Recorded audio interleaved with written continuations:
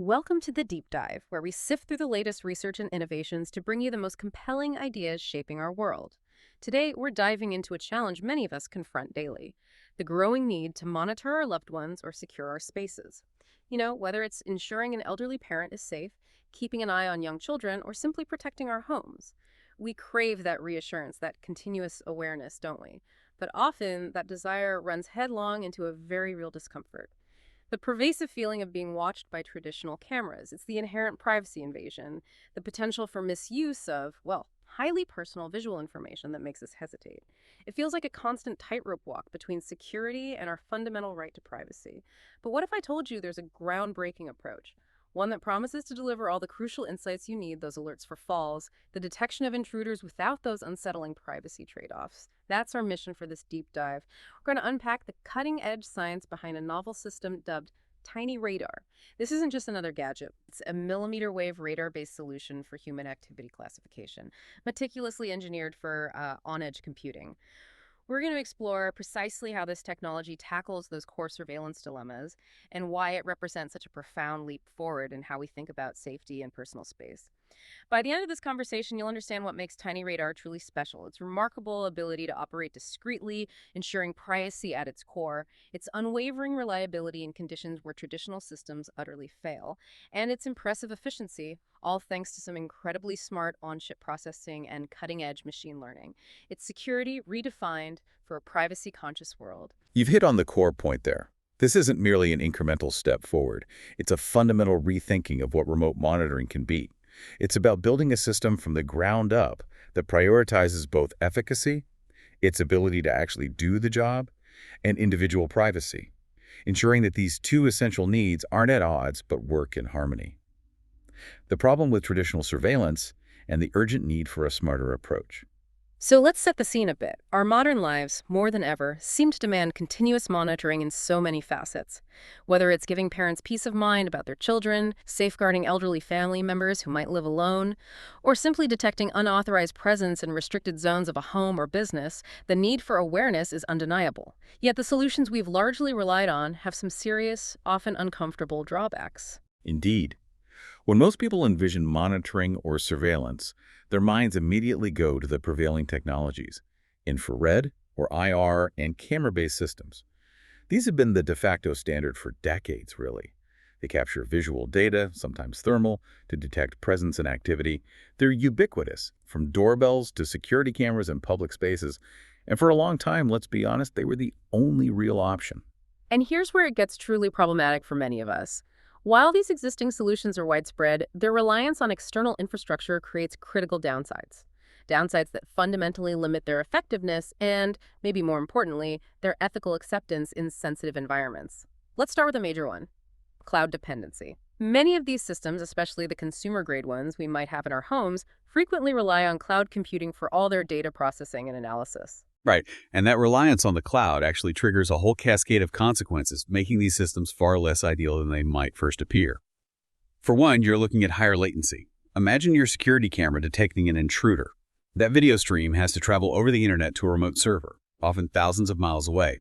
The server then processes it, determines if an alert is needed, and then sends that alert back to your phone. This delay, even if it's just a few seconds, can be absolutely critical in real-time alert scenarios, like detecting a fall in an elderly person or an immediate intrusion. Every second counts. But the latency is almost secondary to the most significant issue: increased vulnerability to data theft.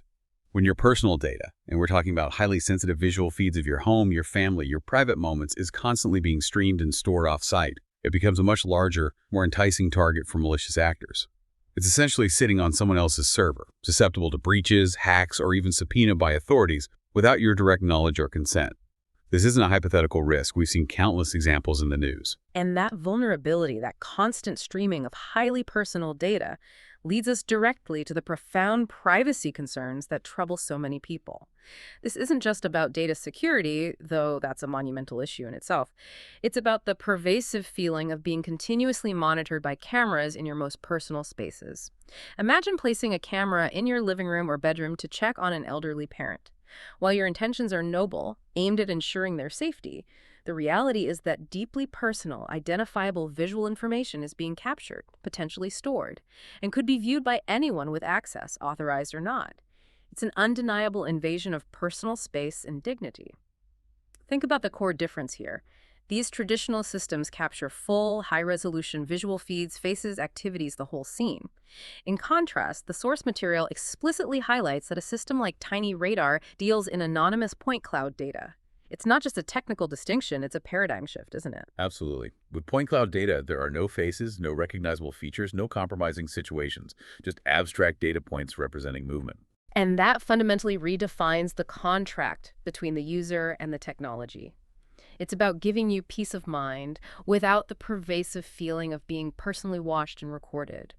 Fundamentally reshaping what we mean by security in a privacy-conscious world. And beyond the privacy and security aspects, these traditional IR and camera systems falter dramatically in adverse environmental conditions. Their reliability is surprisingly fragile.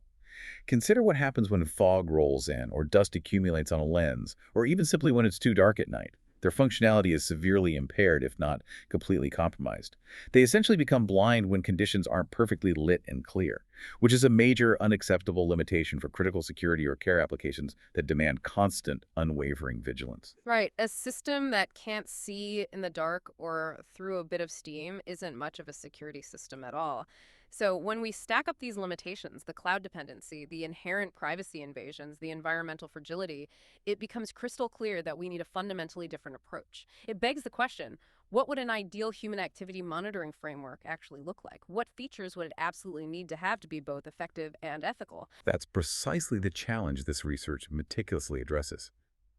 An ideal human activity monitoring system needs to meet a very demanding set of criteria to be truly viable and ethical for real-world deployment. Firstly, and paramount, it requires absolute data security and privacy. This isn't just about encrypting data, it means protecting sensitive information at its source, and crucially, ensuring that individuals are not visually identified in any way. No faces, no personal context. Secondly, ultra-low latency is non-negotiable. For emergency situations like a fall or an intrusion, every single second counts. The system must provide real-time feedback and alerts instantly, without the delays associated with cloud processing. Thirdly, it must possess robustness against attacks. These systems need to be resilient to adversarial attempts to compromise or manipulate them. Like those ghost image vulnerabilities that have been shown to fool camera systems by projecting deceptive images. We need something that can't be easily tricked or bypassed. Fourth, portability in a small form factor is essential. We envision deployment in homes, hospitals, diverse environments. So the system needs to be easy to install and integrate without being bulky, obtrusive, or requiring extensive wiring. Like a discrete sensor that just blends in rather than a big camera staring at you. Exactly. Fifth, unwavering reliability is critical. The system must operate consistently 247, regardless of weather conditions, lighting, or any environmental interference. And finally, it needs to be cost-effective and non-contact. A solution that is affordable for widespread adoption, making it accessible to many. And one that doesn't require physical interaction with the monitored individual or environment. This isn't merely a wish list. These are absolute necessities for the ethical, efficient, and widespread application of such vital technology. That's a pretty tall order for any single technology. It almost sounds like a futuristic wish list. For a long time, many thought this was simply impossible without significant trade-offs, forcing us to choose between security and privacy. But this deep dive isn't just about identifying problems, it's about uncovering solutions. And this, I think, is precisely where tinyRadar and millimeter wave radar step into the spotlight, offering a truly innovative path forward. 2. Introducing tinyRadar, a novel millimeter radar solution for edge computing. You're absolutely right. tinyRadar is presented as a compelling answer to these multifaceted challenges. At its very core, it's a novel, tiny ML-based single-chip radar solution. To break that down for you, tinyML refers to a specialized field of machine learning optimized for very small, low-power devices. This optimization allows powerful AI capabilities to run directly on what we call the edge, meaning right there on the sensor device itself, at the precise location where the data is being gathered. Crucially, it negates the need to send any sensitive data to a distant, potentially vulnerable cloud server for processing. So when we talk about on-edge sensing and detection of human activity, what that means for you, the listener, is that the intelligence is localized. The processing and analysis of the data happen directly on that little device at the very location of the sensor. The system is smart enough to interpret the movements right there, in your home, without streaming sensitive information across the internet to be crunched somewhere else. This is a fundamental shift in how we handle sensitive information and monitoring. And this fundamental on-edge approach brings truly transformative advantages, directly addressing the limitations we discussed earlier. First, and perhaps most crucially, there's built-in privacy and security. The radar provides what we call point cloud information. Think of it as a collection of anonymous data points describing objects and their motion, where they are, how fast they're moving, their approximate size. What it doesn't provide, and this is the game changer, are high-resolution images or videos that could identify an individual. Right. This inherently mitigates data theft and profound privacy concerns because no identifiable visual data is ever captured, transmitted, or stored off-site. Your movements are tracked for safety, but your identity remains private, completely unseen. It's a profound step towards anonymous intelligence. Secondly, it offers unmatched environmental resilience. Unlike optical sensors that become utterly useless in conditions like fog, heavy dust, or even just low light at night, millimeter-wave radar signals are designed to penetrate these adverse conditions. This ensures continuous and reliable operation 24/7, where cameras and IR systems would simply fail, rendering them blind. Imagine a system that still sees clearly in a smoke-filled room, or through dust, or during a power outage. That's reliability. Exactly. This robustness is vital for true security and care applications. This technology also opens up a truly versatile application spectrum, precisely because of its non-contact, privacy-preserving nature. Think about its impact on elderly care. It can discreetly detect critical events like falls or prolonged inactivity in bedridden patients, providing immense peace of mind to family members and caregivers without the indignity or intrusiveness of cameras. Imagine Mrs. Henderson living independently, but with family concerns about her safety. A traditional camera would capture deeply personal moments she wouldn't want, but tinyRadar, tucked away, could signal if she falls or if she's been motionless in bed for an unusual period, sending an alert to her family without ever showing her face. That's a profound shift in dignity and care. Or consider childcare, where you can monitor activity and ensure safety without direct visual surveillance that can, frankly, feel a bit creepy to parents and intrusive for children. For intrusion detection, it can identify unauthorized human presence in restricted areas without capturing any identifier features of the person, which offers a major advantage for both security and, well, legal considerations. And the source even highlights its potential for patient monitoring and psychiatric ward monitoring, which are incredibly sensitive environments. Places where visual surveillance would be highly inappropriate and potentially traumatizing, but where critical observational data is desperately needed. It's about respectful, intelligent monitoring. To achieve this level of sophistication at such a small package, tinyRadar relies on a robust hardware backbone. The specific platform at its heart is the Texas Instruments IWR 6843 millimeter wave radar board. This is a single-chip solution, meaning all its core functions are integrated onto one piece of silicon, and it operates in the 60-64 gigahertz frequency range. This particular frequency band is ideal for precise, short-range sensing, offering a balance of penetration and detail without requiring huge antennas. One aspect that really stands out to me is how much processing power is packed into this tiny chip. It's not just a passive sensor, it's an entire miniature processing unit. This single chip crucially integrates a digital signal processor, or DSP, a hardware accelerator, or HWA, and a Cortex-R4F microcontroller, or MCU. This deep integration of these powerful components on one chip is absolutely key to enabling on-edge processing. That's right. All the heavy computational lifting, analyzing the radar signals, filtering noise, making sense of the movement patterns happens right there, locally, on the device itself. It means the intelligence is truly self-contained. That compact, integrated design is incredibly significant for real-world deployment.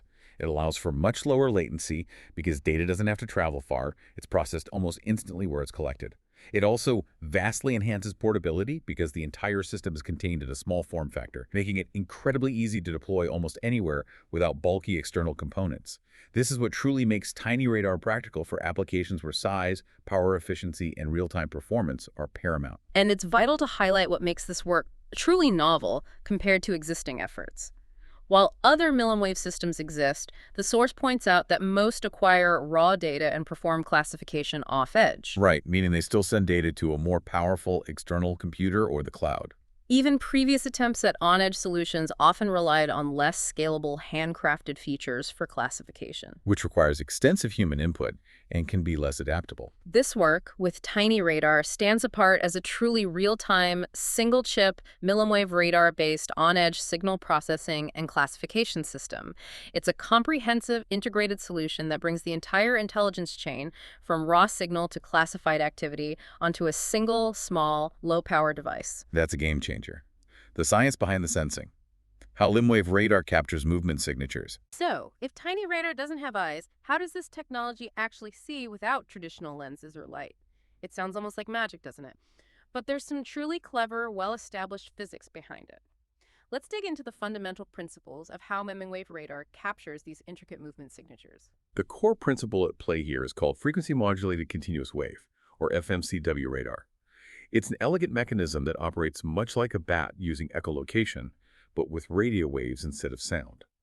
The mmWave radar sensor continuously transmits specialized radio waves, which we call chirps, because their frequency changes over time into the target environment. These chirps are broadcast using miniature transmitting, or TX antennas. When these chirps encounter objects in the environment, for example, a moving human body, they reflect off them, much like an echo. These reflected signals, subtly altered by their journey, are then captured by the radar's receiving, or RX, antennas. The genius part comes next. The system then mixes these received chirp signals with the original transmitted chirp signals. This mixing process produces what are called intermediate frequency, or IF, signals. What's crucial is that the properties of these IF signals are what hold the key to detecting and characterizing the objects in the environment, all without ever needing a visual image. It's like listening to the echo and discerning details about what created it. So those IF signals are the raw material, the ears of the radar, in a sense. They contain all this hidden information. But how do you transform those abstract frequency signals into something meaningful? How do you know not just that something is there, but what it is, how far away, and how it's moving? That's where the subsequent sophisticated processing of these raw IF signals comes in, allowing us to extract fundamental spatial and kinematic data. First, the analog IF signals, which are continuous waves, are converted into digital signals using an on-chip analog to digital converter, or ADC. This makes them readable by the chip's processors. Once digitized, the system can interpret them. The frequency of these digitized IF signals directly corresponds to the range or distance of the objects from the radar sensor. Think of it like this. The longer a sound echo takes to return, the farther away the object. Similarly, the frequency shift in the radar's IF signal directly tells us distance. Next, by analyzing the subtle phase difference between two consecutive IF signals, the system can determine the velocity, that is, both the speed and direction of the object. Oh, okay. This is absolutely critical for understanding dynamic movement, not just static presence. And finally, by comparing the IF signals received from different RX antennas, the angle, both azimuth and elevation of the objects can be precisely measured. This allows the system to pinpoint an object's location within the sensed environment. So these initial steps are about translating those invisible radio waves into fundamental data points. How far away an object is, how fast it's moving, and in what direction. It's like building a sparse, dynamic picture of the environment. Not with pixels like a camera, but with these discrete points of information about motion and position. This lays the essential groundwork for actually classifying human activity. It's a very different way of perceiving the world, entirely focused on movement and presence rather than appearance. Precisely. This initial data extraction forms the indispensable foundation upon which the more complex activity classification is built, all happening seamlessly and incredibly quickly on the tinyRadar board itself. It's the first step in turning raw echoes into intelligent understanding. From raw data to actionable insights, the onboard signal processing pipeline. This is where tinyRadar truly becomes an intelligent eye, isn't it? It's not just passively sensing, it's actively processing and interpreting. Walk us through this sophisticated, multi-stage signal processing chain that occurs entirely on the IWR6843 radar board itself. This really highlights the efficiency and ingenuity of the on-edge approach. Absolutely. The journey begins with the digitized data from the IF signals. Initially, this data forms what we call a 3D radar cube. Imagine it as a dense block of information where each dimension represents something crucial. One for the number of samples taken, another for the number of chirps transmitted, and a third for the number of receive antennas that capture reflections. This cube holds all the raw spatial and temporal information about everything the radar has just heard in the environment. The first major step in extracting useful information happens with the hardware accelerator, or HWA, a dedicated, super-efficient component on the chip. It performs a 1D fast Fourier transform, which we refer to as a range FFT. Okay, the range FFT, what does that actually do? Think of the 3D radar cube as a raw, noisy soup of signals. The range FFT is like sifting that soup. It separates out all the different echoes that return at different times, effectively telling us exactly how far away each object is. So if a chair is 2 meters away and a person is 3 meters away, this process gives us a clear list of objects and their precise distances, cutting through the jumble of raw data. The output of this stage generates what are known as range time maps. These maps are incredibly useful because they show the presence of objects at different ranges over a period of time, effectively filtering out static clutter like walls or furniture, allowing us to focus on what's moving. From there, the data then moves to the digital signal processor, or DSP C67X. This powerful component takes the range time information and performs a 2D FFT, also known as a velocity FFT, across the chirps. This step takes the data we have about distance and adds a new dimension, velocity. The result is range velocity maps. These maps provide crucial information about both the distance and the speed of objects simultaneously. So it tells you where something is and how fast it's moving. Exactly, towards or away from the sensor. It's like moving from a still photograph to a slow-motion video, revealing the dynamics of the scene. And then comes the big reveal, the culmination of all this intricate processing. This is where the radar's eyes start to truly understand human movement, isn't it? Exactly.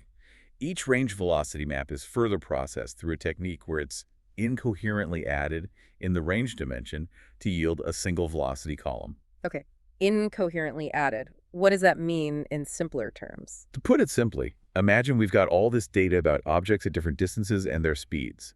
The system then effectively condenses all the information from different distances into a single column of pure velocity data. It's like taking a complex 3D picture and collapsing it into a simpler, flatter representation that highlights just the motion, making it much easier for the AI to understand.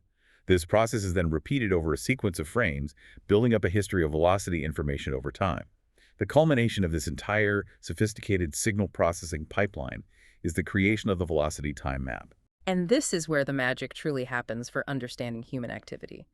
These velocity time maps are the unique signatures of human activity. Precisely. They capture the time-varying frequency modulations imposed on the received signals due to the specific subtle patterns of human body motion. Think about it. A person jogging has a distinct, rhythmic motion signature, which is very different from the sudden, powerful motion of jumping, or the controlled movement of doing a sit-up, or even the repetitive sweep of waving your hand. Exactly. These unique velocity time maps are the direct input for the classification network, the brain of the system. They are the fingerprints of movement that the system learns to recognize without ever needing to see a face or a body. It's a truly ingenious way to identify activity while preserving privacy. Training the smart eye, data collection, and optimized radar configuration. Now, to make this smart eye truly effective and reliable, it needed to learn from robust and diverse data. So, a dedicated dataset was carefully collected for this work, specifically designed to train the system to recognize human activities. It includes data for 4 distinct human activities: jogging, jumping, sit-up, and waving hands.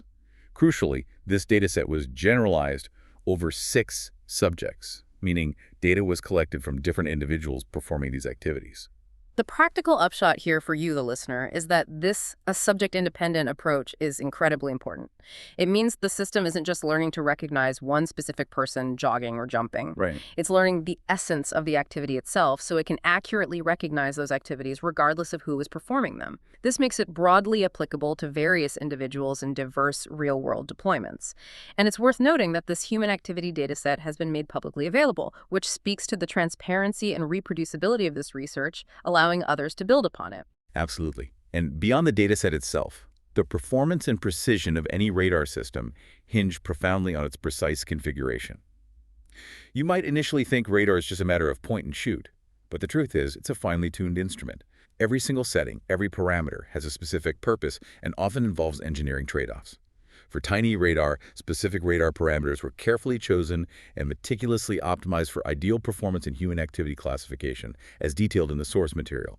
For instance, parameters like the frequency slope that's 45.624 MHz and ramp end time 87 ms directly affect the range resolution of the radar. Range resolution, that's how well it distinguishes objects close together. Exactly.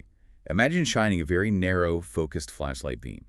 A steeper frequency slope or a longer ramp time makes that beam even tighter, allowing the radar to distinguish between objects that are incredibly close together in distance. Gives it a sharper sense of space. However, this isn't without its considerations. Increasing the frequency slope can, paradoxically, decrease the maximum measurable range, so there's a delicate balance to strike.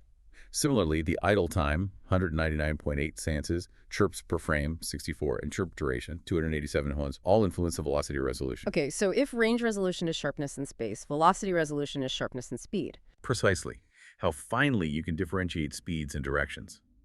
A longer chirp duration or more chirps per frame leads to much better velocity resolution, enabling the system to discern even subtle variations in human movement. Again, there's a trade-off. Increasing chirp duration can decrease the maximum measurable velocity, so finding the sweet spot is key to capturing typical human motion effectively. The ADC samples, 241, and sample rate, 3000 kSPS, relate directly to the digitization process. How accurately the analog radar echoes are converted into digital data. Increasing the sampling rate to its maximum allowable limit can indeed extend the maximum measurable range, but this often comes at the cost of a decrease in the signal-to-noise ratio, or SNR. SNR. That's important, right? Makes it harder to pick out the signal. Crucial. A lower SNR means it's harder to pick out the faint echoes of human movement from the background electronic noise. And the frame periodicity, meters, was a practical choice, selected specifically to ensure the duty cycle remained below 50%, which is a hardware limitation of the system, preventing overheating and ensuring stable operation. A truly striking aspect of this design, at least to me, lies in a specific choice related to the antennas. The researchers opted to use only one RX receiving antenna and one TX transmitting antenna. Now, typically, more antennas mean better signal quality and resolution. So why would they make this choice? It seems counterintuitive. That's a brilliant question, and it highlights the intelligent engineering for tinyML applications.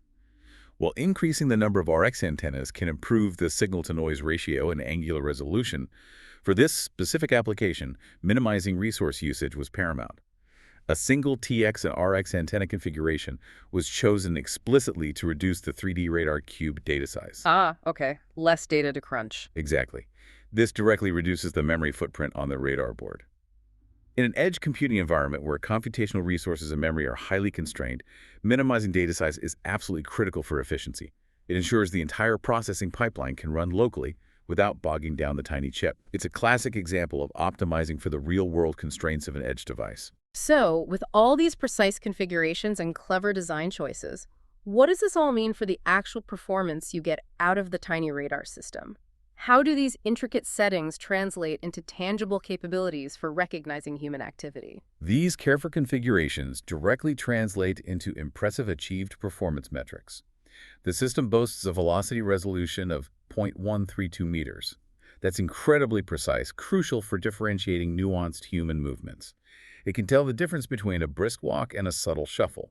It has a maximum range of 7.89 meters, which is more than sufficient to cover a typical room or monitoring area effectively. And its range resolution is 4.09 centimeters, meaning it can distinguish between objects that are just over an inch apart, allowing for very precise detection of an object's position. The meticulous design of these parameters, particularly the frequency slope, sample rate, and ADC samples, was absolutely essential to ensure a high signal-to-noise ratio. Right, getting that clear signal. Exactly. This high SNR is necessary to accurately measure subtle human activity within that 7-meter range, even in challenging conditions. So these precise settings allow the system to capture relevant human activity signatures in a manageable velocity time map size specifically, a 64 by 64 pixel map over duration of 2.56 seconds. This ensures that the picture it's creating of human movement is detailed enough to discern complex activities without being overly complex for the limited resources available for on-chip processing. It's about getting just enough detail to be smart, but not so much that it becomes inefficient. Right. The brain of the system, convolutional neural network, CNN, for activity recognition. Now that we understand how tinyRadar captures movement signatures and processes the raw data into these incredibly specific velocity time maps, the crucial question becomes, how does it actually recognize what's happening? How does it tell a jog from a jump or a sit-up from simply waving hands? This is where the true intelligence of the system comes into play. That's where the brain of the system takes over, a convolutional neural network, or CNN. As we discussed, the velocity time maps are incredibly rich, with unique signatures for different human activities. You can literally see distinct, often intricate patterns for jogging, jumping, sit-up, and waving hands when you visualize them. Each activity leaves a unique fingerprint in the radar data. And this next point is absolutely crucial for a machine learning approach, especially on an edge device. Convolutional neural networks are the perfect fit for this kind of pattern recognition. Their key features include translational and rotational invariance. What this means, simply put, is that a CNN can recognize a pattern like the signature of a jump, even if it appears slightly shifted, scaled, or distorted in the velocity time map. Which is important, because humans don't move exactly the same way every time. Right. There are subtle variations. This inherent ability of CNNs to recognize patterns despite these minor variations makes them incredibly robust and ideal for recognizing dynamic human activities. This characteristic also allows for the use of a remarkably small CNN network, which is absolutely perfect for hardware implementation on an edge device with its limited resources. It means it doesn't need a massive, power-hungry brain to be smart. The specific CNN model designed for tinyRadar is both lean and remarkably powerful. It was trained on an extensive dataset of 932 velocity time maps, meticulously generated from 5 different human subjects and encompassing those 4 distinct activities.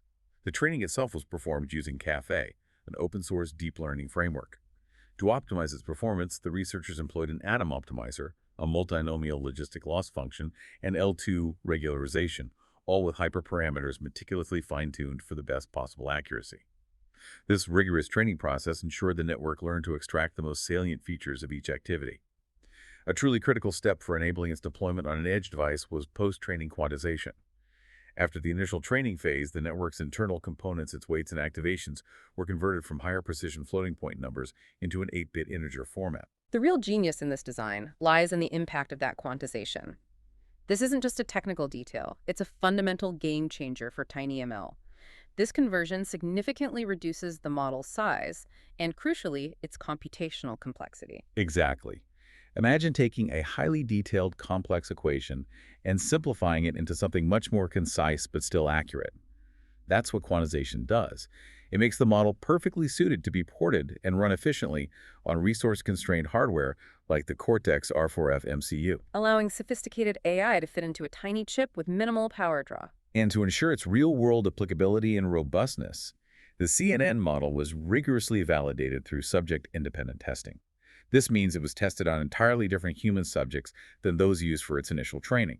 That's a vital distinction, isn't it? It is, because it confirms the model's ability to generalize and accurately recognize activities performed by various individuals, not just the ones it learned from.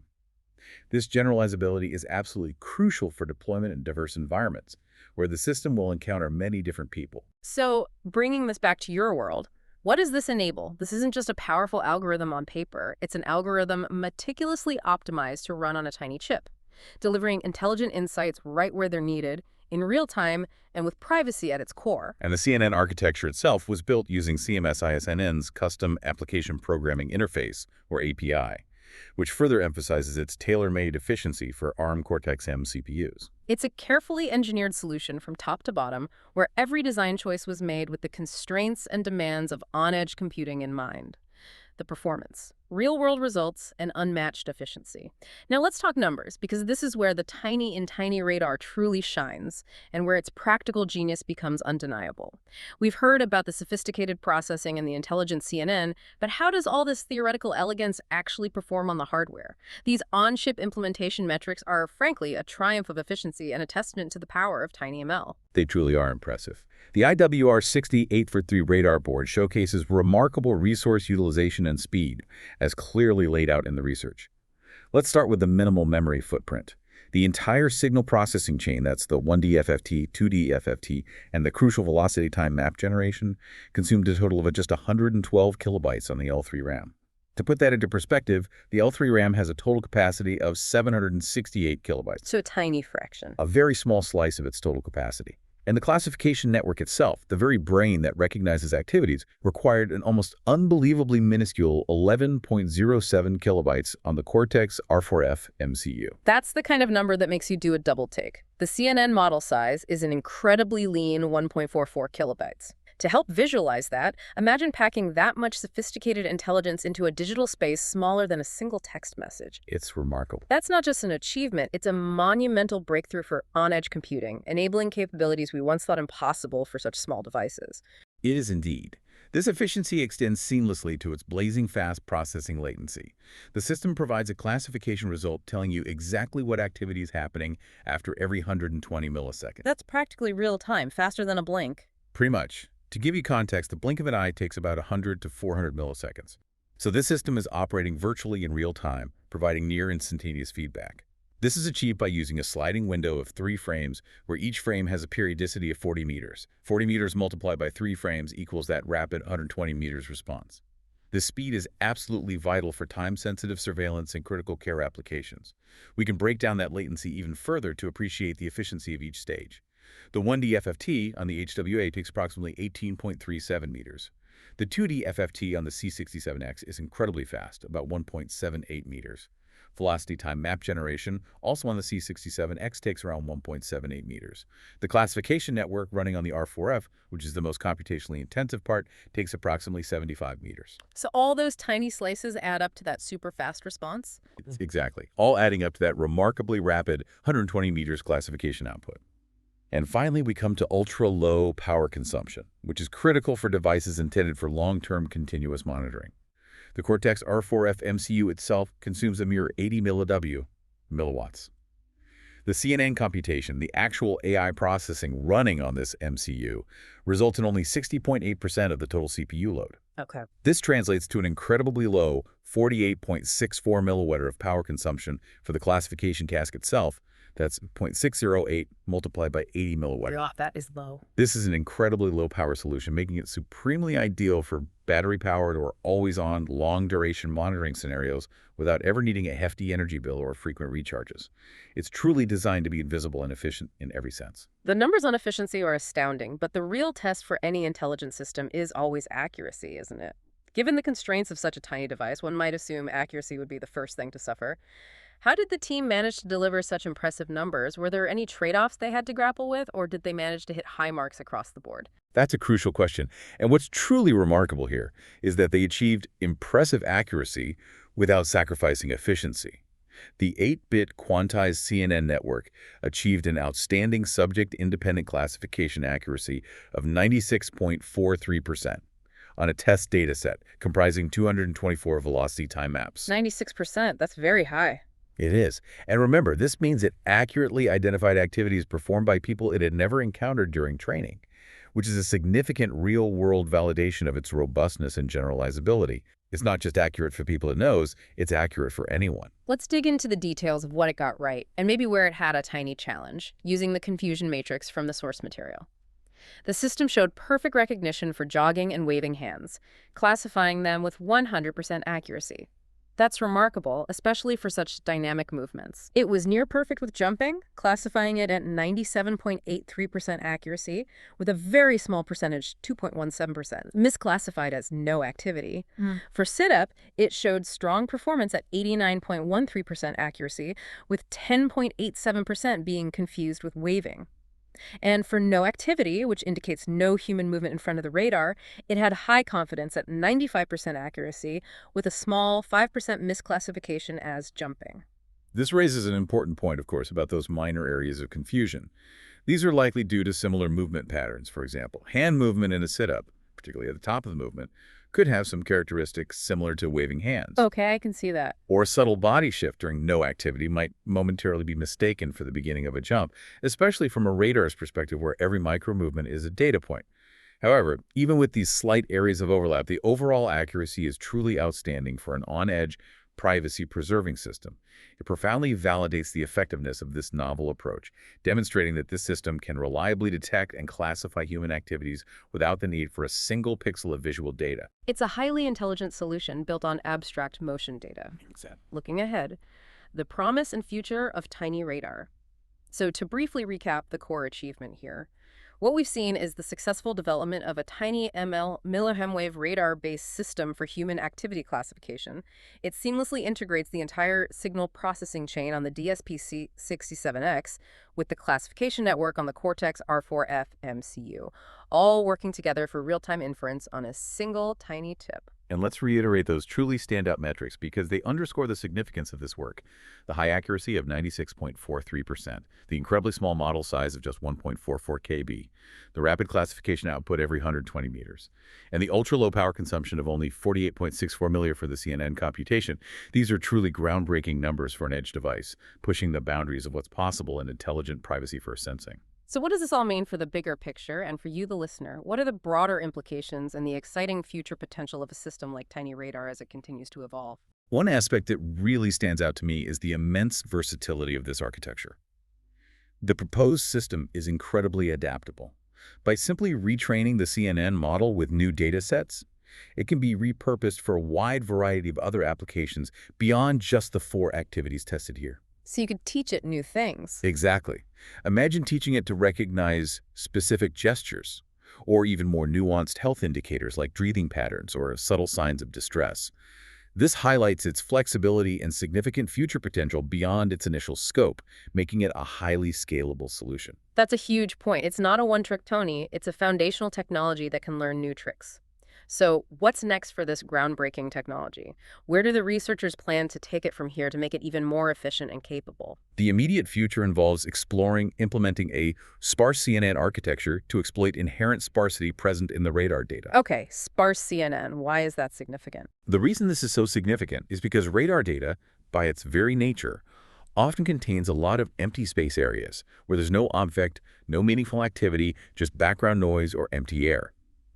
A sparse CNN is designed to potentially ignore these non-informative parts, focusing its computational power only where there's actual relevant data. Making it even more efficient. Potentially, yes.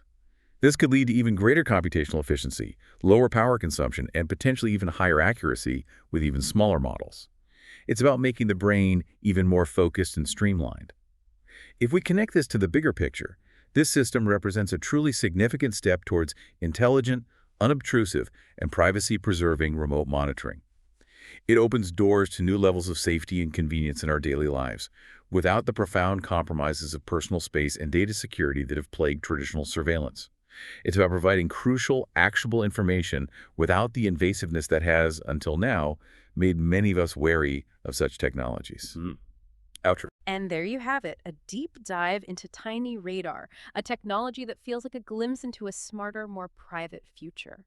We've explored how it masterfully addresses the privacy and reliability shortcomings of traditional surveillance systems by brilliantly leveraging millimeter wave radar and on-edge tiny ML, all while delivering high accuracy with minimal power and memory demands.